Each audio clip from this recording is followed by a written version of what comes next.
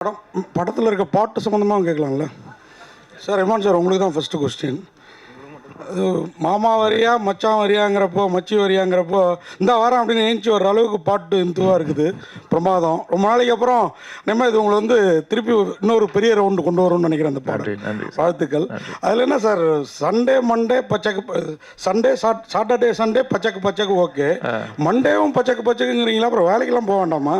இல்லை, Saturday Sunday பச்சக்கு பச்சக்கு டச்சக்கு டச்சக்கு, சண்டே சாட்டர்டே சண்டே பச்சக்கு பச்சக்கு பச்சக்கு, மண்டே மார்னிங்கு டச்சக்கு டச்சக்கு டச்சக்கு. ஆமாம். ஓ, அது லிட்டில் டச். அது ஆமாம், அது என்னன்னு அது இன்னும் தெளிவாக விவேகாவே சொல்லுங்க சார். அது ஆக்சுவலி ஃபர்ஸ்ட்ல எழுதுனது வந்து சாட்டர்டே சண்டே வச்சுக்க வச்சுக்க வச்சுக்க, மண்டே மார்னிங்கு பிச்சுக்க பிச்சுக்க பிச்சுக்கன்னு சென்சார் ஒத்துக்கல. அதை மாற்றணும் அப்படின்னு அதுக்கு பிறகு சரி டச்சுக்கு டச்சுக்கு டிச்சுக்கு டிச்சுக்குன்னு பொருள் இல்லாமல் ஒன்று போடலான்றதுக்காக போட்டது. இல்லை, அதுக்கு எனக்கே பொருள் புரியுது. புரியுதா? ஓகே, அப்போ எல்லாருக்கும் புரியும். அதாவது முதல்ல போட்டதாவது கொஞ்சம் இலைமறைக்காயா இருந்தது, இது இன்னும் ஓப்பனாக இருக்கு சார். அது மாதிரி நிறம்னு பேர் வச்சுட்டு ஒரே ரத்தமாக அப்படியே உங்கள் பேரில் எல்லாமே ரத்தம் சொட்டுது. ரத்தம் தான் நிறமா இந்த படத்தை பொறுத்த வரைக்கும்? Correct sir. அவங்களோட நிறம், கேரக்டர்ஸோட நிறம், எல்லாரோட நிறமும் அது ரத்தத்துலேயும் கலந்து இருக்கு. அந்த மாதிரி தான் இருக்கும். அதே மாதிரி பச்சோந்தி மனிதர்கள், அந்த கான்செப்ட் ரொம்ப பிரமாதமாக இருக்குது. எல்லா மனுஷங்களாரையும் ஒரு பச்சோந்தி தனம் இருக்குது. அது இன்னைக்கு இருக்கிற அரசியலுக்கு ரொம்ப பொருத்தமாக இருக்குது. அதை கரெக்டாக ஃபீல் பண்ணியிருக்கீங்க. வெறும் கிளாமர், வெறும் இது மட்டும் இல்லாமல் அரசியலையும் உள்ளே கொண்டு வந்திருக்கீங்க. அது இந்த டயலாக்லையும் வருது, பார்த்தேன். வாழ்த்துக்கள் சார். இன்றைக்கி இருக்கிற ட்ரெண்டுக்கு கரெக்டாக செட் ஆகும் சார் இது. சார், இந்த நிறம்னு சொன்னீங்க, துரோகத்தின் இதில் தான் நிறம்னீங்க.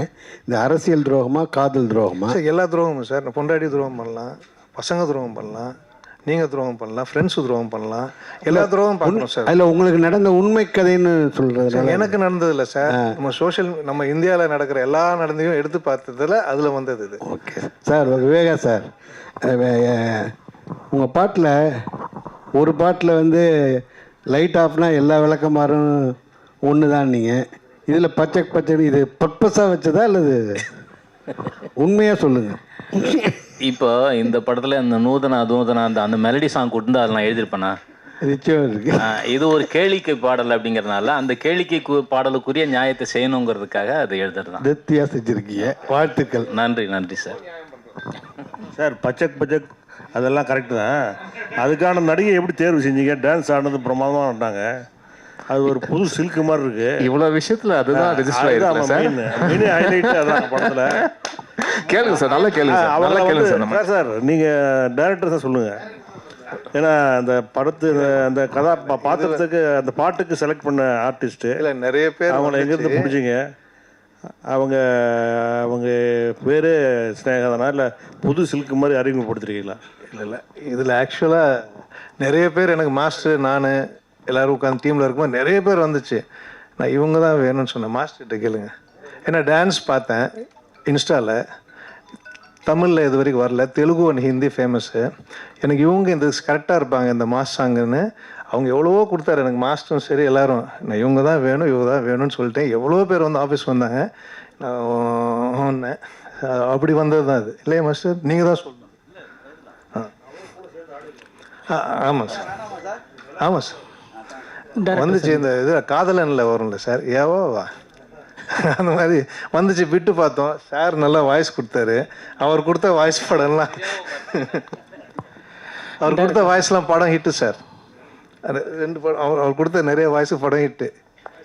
டேரக்டர் சரிங்க சார், நீங்கள் பேசும்போது சொன்னீங்க ஆக்சுவலாக ட்ரூ இன்சிடென்ட், அதனால் டீப்பாக கேட்காதீங்க, படம் பார்த்து தெரிஞ்சிங்க அப்படின்ட்டீங்க. பட் நீங்கள் படத்தை வந்து கிட்டத்தட்ட தமிழ், தெலுங்கு, மலையாளம் இதை ரிலீஸ் பண்ணுறீங்க. ஸோ எந்த ஸ்டேட்டில் நடந்த ஒரு இன்சிடென்ட் இது? ஸோ நீங்கள் ஜஸ்ட் மேலோட்டமாக சொல்கிறீங்களா இல்லை வந்து டீப்பாக ரிசர்ச் பண்ணி சொல்கிறீங்களா? சார், இந்தியா ஃபுல்லாக நடந்தது. மெயினாக கொல்கட்டாவில் நடந்தது, அவ்வளோதான். அது வந்து நம்ம படம் எடுத்துட்டோம், ஃபஸ்ட் ஷெட்யூல் கதை எழுதிட்டோம். நான் சொன்னல 16 வருஷம் நம்ம எழுதிருந்தோம். ஒவ்வொரு வருஷம் ஒன்று வந்துச்சு, ஒவ்வொரு டேரக்டர்ஸ், ஒவ்வொரு கோ டேரக்டர்ஸ். ஃபஸ்ட்டு ஷெட்யூல் போயிட்டு வந்தோடனே நாங்கள் 4 months கழிச்சு இன்சிடென்ட் நடக்குது. அதுக்கப்புறம் 2nd, 3rd, 4th போனோம். சரி, நம்ம என்ன நினச்சோமோ அது நடந்ததில் பேப்பர்ஸில் நிறைய வந்திருக்கு. இன்னொன்று it happened. What ever thing அதை நினச்சி போகல, ஆனால் அந்த மாதிரி இருக்கும்போது நம்ம நினச்சதை கொஞ்சம் இன்க்ளூட் பண்ணோன்னா அது அப்படியே பர்ஃபெக்டாக இருக்கும். Okay fine sir. Mugen sir, நீங்கள் பிக் பாஸில் அவங்களே சொன்னாங்க உங்கள் சீசன் வந்து அவ்வளோ பெரிய சீசன். நீங்கள் வந்து நடிகர் மாத்திரம் இல்லை, நீங்கள் வந்து பாடகர், நீங்கள் வந்து பாடலாசிரியர் எல்லாமே ஆயிடுச்சு. ஏன் இவ்வளோ கேப்பு? உங்களை வந்து தமிழ் சினிமாவில் ஏமாற்றிட்டாங்களா, இல்லை ஏமாந்துட்டாங்களா, இல்லை சரியான இது பண்ணலையா? இல்லை அப்படி கிடையாது சார். ஆக்சுவலி என்னென்னா இடம் பொருள் ஏவல் அப்படி இருக்கு இல்லையா? ஸோ காலம் தான் வந்து ஒவ்வொரு ஒரு மனிதனோட காய் நவுத்தி போயிட்டே இருக்கும். அந்த மாதிரி பாடல்கள் பண்ணிக்கிட்டு தான் இருக்கேன், ப்ராஜெக்ட்ஸ் போயிட்டு தான் இருக்குது.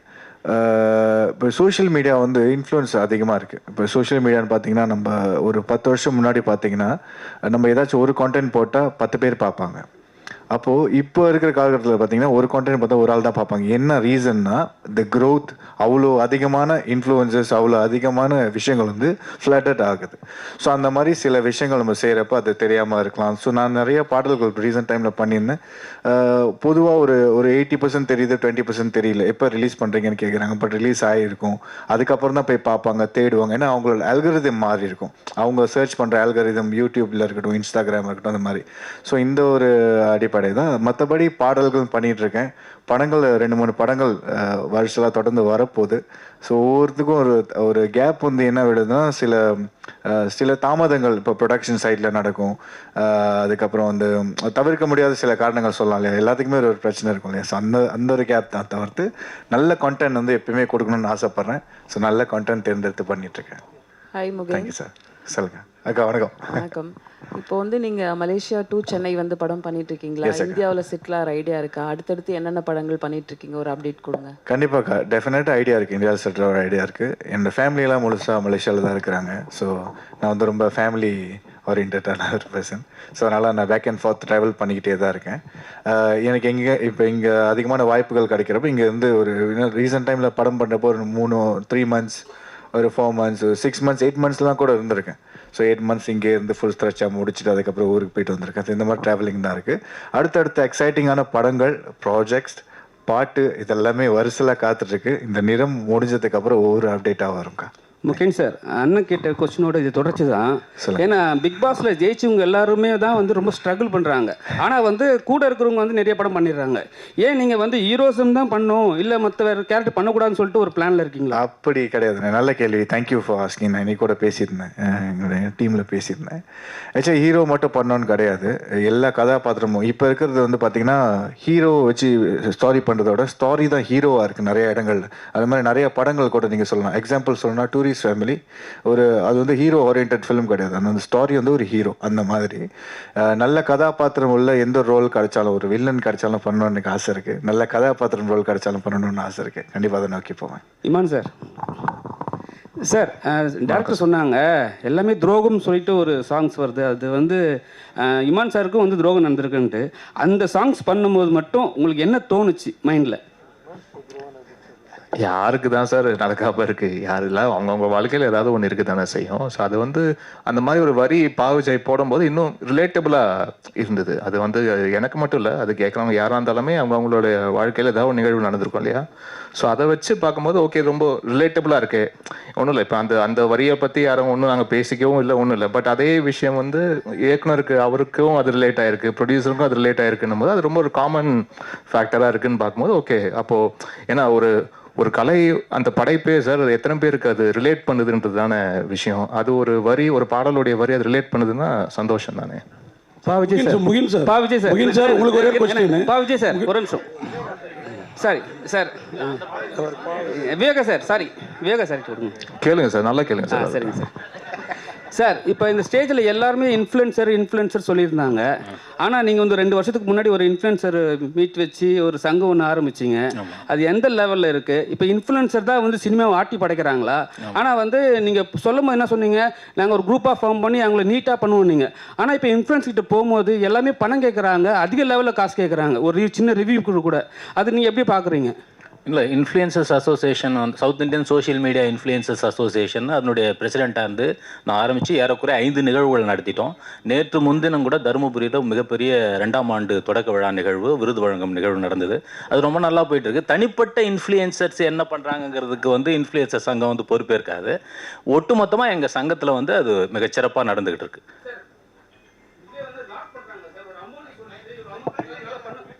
இவ்வளோ அமௌண்ட் கொடுத்தா தான் என்னால் ஒரு படத்தை ரிவ்யூ கொடுக்க முடியும், நல்லா கொடுக்க முடியும்னு சொல்கிறாங்க. ஆனால் வந்து அவங்கள போயிட்டு ஃபாலோ பண்ணுற ஆளுங்க வந்து போய் படம் பார்க்குறது கிடையாது, அவங்கள மட்டும் தான் ஃபாலோ பண்ணுறாங்க. சினிமாவில் இருக்கிறவங்களுக்கு வந்து படம் பார்க்குறவங்க போய் தேட்டர் போய் பார்க்குறாங்க. இல்லை, சங்கத்தின் மூலமாக வந்து நீங்கள் அணுகிறப்போ அதுக்கு நாங்கள் பொறுப்பேற்கலாம் ஒழிய தனிப்பட்ட சங்க உறுப்பினர்கள் செய்கிறதுக்கு நம்ம பொறுப்பு. சார், நீங்கள் ஒரு நடவடிக்கை எடுக்கலாம்ல, இது மாதிரி ஏமாத்துறவங்களை வந்து நம்ம பேன் பண்ணலாம். ஆமாம், நிச்சயமாக அதை செய்யலாம். மகிழ்ச்சி சார். முகின் சார், அந்த பாடல் பற்றி தான் திருப்பி வரேன். அந்த பச்சைக்கு டச்சக்கு பாட்டில் உங்களுக்கு வந்து பெரிய போர்ஷன் இல்லை, ஏதோ நீங்கள் கேட்டு வாங்கி ஆடின மாதிரி தெரிஞ்சுது. என்ன மாதிரி அதில் என்ன மாதிரி இல்லை, எங்கள் எல்லாரும் மாதிரியும் ஈர்ப்பு ஏற்பட்டு அந்த சாங்கில் நானும் இருக்கணும் அப்படின்னு வந்தீங்களா? என்ன அது? இல்லை சார், நான் அப்போ அந்த மாதிரி ஆர்டரில் ஆக்சுவலி இல்லை அதுதான் சார் சொன்ன மாதிரி அந்த படத்தில் அந்த சிச்சுவேஷனுக்கு அந்த சாங் தேவைப்பட்டிருக்கு. அது எதனால அந்த போலீஸ் பின்னாடி வராங்க இல்லையா, அது ரிவீல் பண்ணியிருப்பாங்க போலீஸ் வராங்கன்னு. ஸோ அந்த கேரக்டர் வந்து இங்கே ட்ராவல் பண்ணணும், அங்கே போகணும். அந்த நீட் இருந்தனால தான் அந்த சீனில் வச்சுருந்தாங்க. நிதின் சத்யா, ஒரு நிமிஷம். நீங்கள் ஒரு நல்ல நடிகர். உங்கள் பாண்டியராஜனுக்கு அப்புறம் அந்த விழியாலேயே நடிக்கக்கூடிய ஒரு மனிதர் நீங்கள். இடையில பெரிய பிரேக். நீங்கள் அவர் இப்போ முகின் மாதிரி தான், ஹீரோ வில்லன் எந்த கேரக்டர் வேணாலும் பண்ணுவீங்க. ரொம்ப நாளாக கேப் விட்டீங்களே, பர்சனலாக அம்மா அந்த மாதிரி சோகம் அந்த மாதிரி விஷயங்களா? இல்லை அப்படிலாம் இல்லை. ப்ரொடியூசர் வேறு இடையில ஆனீங்கல்ல, எல்லாமே என்னாச்சு? ஒரு 4 படம் ப்ரொடியூஸ் பண்ணேன். அதுக்கப்புறம் ஒரு பெரிய நிறுவனத்தில் வந்து ஹெட் ஆஃப் ஆப்ரேஷன்ஸாக இருந்தேன். இப்போ I am back into my production.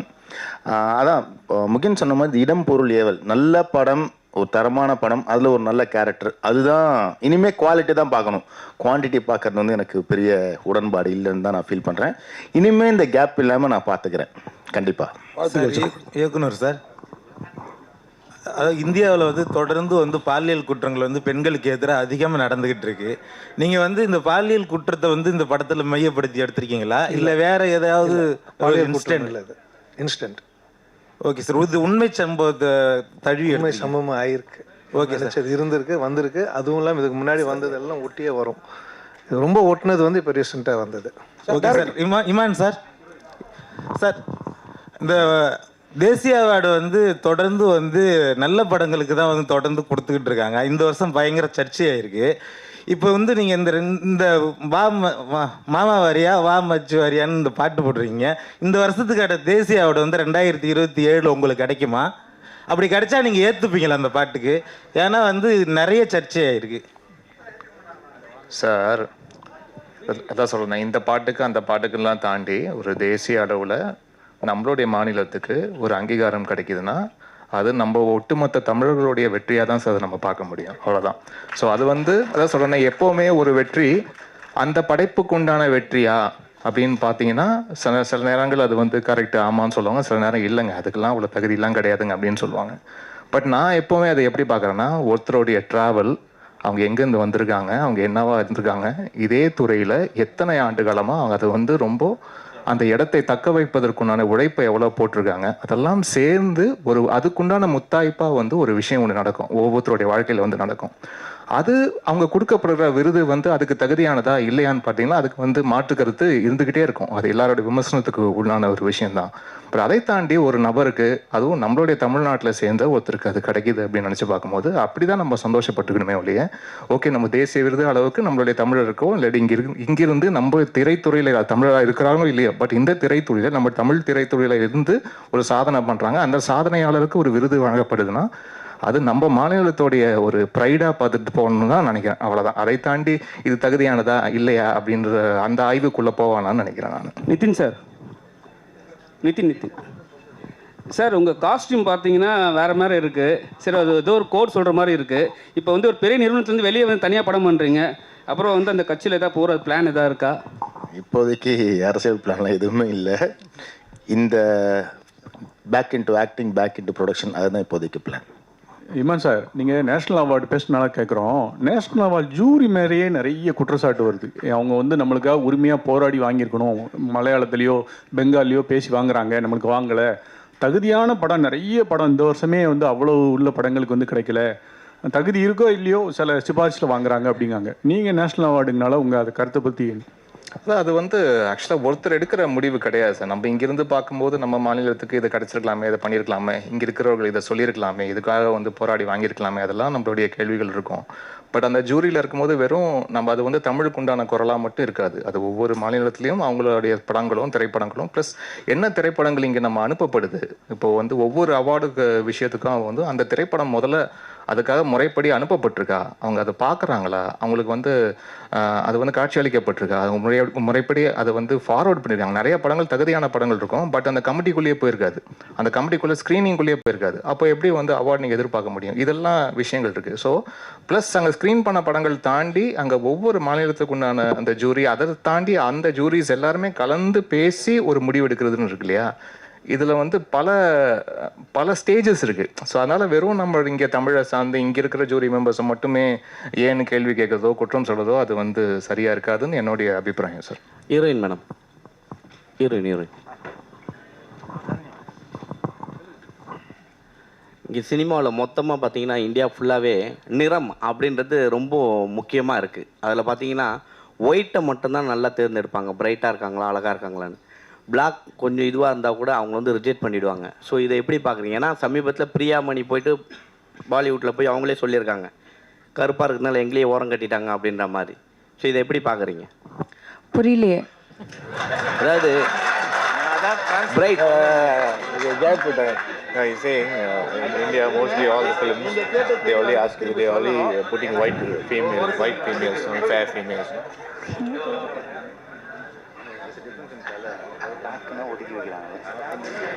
So they are generally talking about the complexion, the difference in complexion. So do you have any opinion on that? அதான் நீங்கள் ஆடியன்ஸ்க்கு கேட்டாங்க அண்ட் டிரெக்டர்ஸ்க்கு கேட்டாங்க, காஸ்டிங் பீப்புளுக்கு கேட்டாங்க. I don't have an opinion about it.